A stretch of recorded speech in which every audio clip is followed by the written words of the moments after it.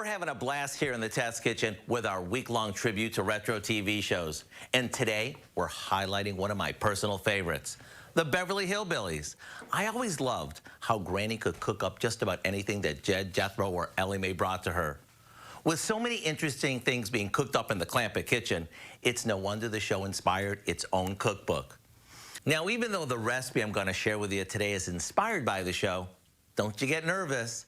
There's no vittles, varmints, or smoked crawdaddies in this recipe. I'll give you a hint, though. Granny was often caught sipping it when no one was looking. If you guessed moonshine, you're right. And once you taste Granny's moonshine pie, you'll know what all the hubbub is about. It's basically a simple custard-style pie made with a splash of whiskey and served with a dollop of fresh whipped cream that we're sure Granny would have added an extra splash of moonshine to. The easy recipe for Granny's moonshine pie is on our website and is one you'll love whether you live in Beverly Hills or off the beaten path. I'm Howard with Kelly in the Mr. Food Test Kitchen, where today we found Granny's favorite way for you to say, ooh, it's so good.